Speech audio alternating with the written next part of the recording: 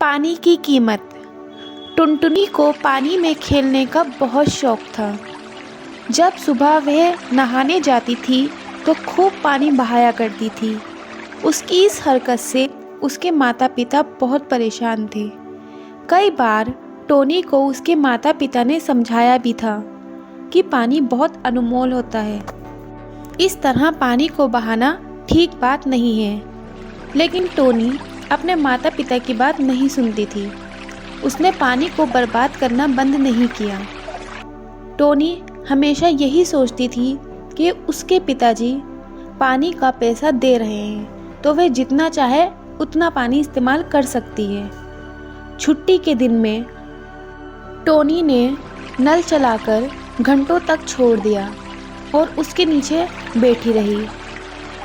एक दिन उसके पिताजी उसे अपने पास बुलाते हैं और समझाते हैं। टोनी बेटा, पानी बहुत अनमोल होता है।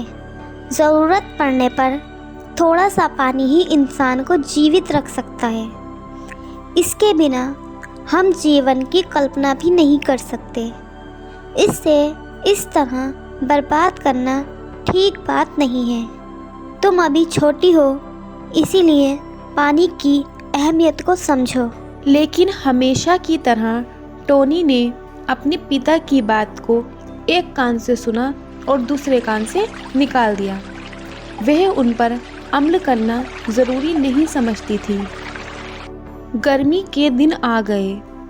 टोनी स्कूल से घर वापस आ रही थी। उसकी पानी की बोतल आज घर ही रह गई थी और स्कूल में भी पानी नहीं आ रहा था। आज उसे बहुत प्यास लग रही थी। उसने सोचा, मुझे बहुत प्यास लग रही है। क्यों ना मैं यहाँ किसी से रास्ते में ही घर पर रुककर किसी के पानी मांग लूँ और पानी से अपनी प्यास बुझा लूँ। यह सोचकर वह रास्ते में एक घर पर रुकती है और कहती है, आंटी, आंटी, कौन है? आंटी, क्या आपके पास थोड़ा पानी मिलेगा? मुझे बहुत प्यास लग रही है। हाँ बोलो बेटा। आंटी, क्या आपके पास थोड़ा पानी मिलेगा? मुझे बहुत प्यास लग रही है। बेटा, आज तो पानी नहीं है। हमारे यहाँ तो 2 दिन से लाइट ही नहीं आई। जो थोड़ा बहुत पानी था भी, वो भी ख़त्म हो चुका है। टोनी निराश हो गई, लेकिन उसने 1-2 घर में जाकर और पानी मांगा, परंतु उसे हर कहीं से निराशा ही मिली। अब तक टोनी की प्यास से हालत खराब हो चुकी थी। उसे पता चल गया था कि पानी कितना अनमोल है। उसे अब चक्कर आने लगे। जैसे तैसे करके वह एक पेड़ के नीचे बैठ गई। तभी वहाँ से कालू कौवा गुजर रहा था। उसे टोनी पर तरस आ गया। अरे बेटा, तुम यहाँ पर क्यों बैठी है? अंकल, मुझे बहुत प्यास लग रही है। क्या आपके पास थोड़ा पानी मिलेगा? बेटा, मेरे पास एक बोतल है। इसमें थोड़ा ही पानी है। ले, तू पी ले। टोनी उनसे पानी लेती है और पी लेती है। अब उसकी जान में जान आती है। पानी सिर्फ आधा गिलास ही होता है, परंतु टोनी को अब समझ आ जाता है कि पानी की कीमत क्या होती है। टोनी को अब अपने पिता की बात याद आती है कि पानी कितना अनमोल है और ज़रूरत पड़ने पर थोड़ा सा पानी भी ज़िंदगी बचा सकता है। अब वह कभी पानी बर्बाद नहीं करेगी। यह सोचते हुए वह अपने घर की तरफ चल पड़ती है और अपने घर पहुंचकर अपने पिता से कहती है, पिताजी, मुझे माफ़ कर दीजिए। मुझे पानी की कीमत समझ आ गई है। अब मैं कभी भी पानी बर्बाद नहीं करूँगी। हमें पानी की कीमत समय पर ही समझ लेनी चाहिए, क्योंकि पानी अनमोल होता है। एक हरे भरे जंगल में चिड़िया और उसका बच्चा रहते थे। चिड़िया खाने की तलाश में जंगल गई हुई थी।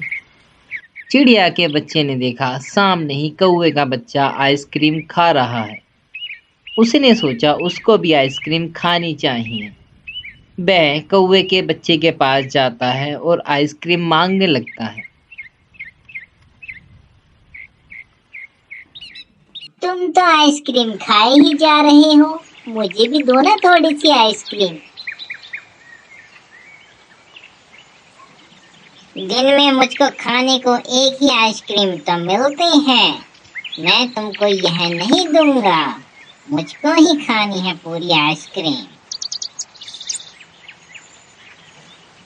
ये तो मुझको आइसक्रीम देगा ही नहीं, मुझको मम्मी का इंतजार करना चाहिए।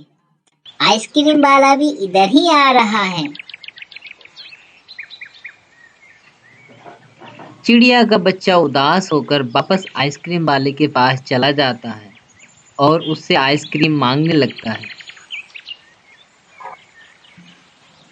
मम्मी तो घर पर नहीं है, आप मुझे एक आइसक्रीम दीजिए ना। जैसे ही मम्मी आएगी मैं आपको पैसे लेकर दे दूंगा मम्मी से। ओ हिलोही, आइसक्रीम चाहिए तो पहले पैसे दो, उसके बाद ही तुमको आइसक्रीम मिलेगी। जाओ पहले अपनी मम्मी से आइसक्रीम के लिए पैसे लेकर आओ। कुछ ही देर में चिड़िया भी वापस आती है। अपने घोंसले में बच्चे को ना देखकर चिड़िया को चिंता होने लगती है और उसको ढूंढते हुए वह आइसक्रीम वाले के पास आ ही जाती है। तुम तो बहुत ही शैतान बच्चे हो, मैंने तुमको मना किया था ना घोंसले से बाहर नहीं जाना, और तुमको मना किया है। तुमको अभी खांसी जुकाम हो रहा है, तुम्हें भी आइसक्रीम नहीं खाना है, फिर तुम यहाँ क्यों आए हो? आपने देखा है ना कोयल आंटी को, वो रोज अपने बेटे को एक आइसक्रीम लेकर देती है, और आप तो मुझे आइसक्रीम दिलाते ही नहीं हो। मैं तुमसे कहा ना बेटे, अभी तुम्हारी तबीयत खराब है, तुमको खांसी जुकाम है, और अभी तुमको आइसक्रीम नहीं खाना है। तुम ठीक हो जाओगे तो मैं तुमको आइसक्रीम जरूर लेकर दूंगी। अभी वापस मेरे साथ घर चलो। चिड़िया के समझाने पर भी उसका बच्चा नहीं मानता है। वह जिद करता ही रहता है और रोने लगता है।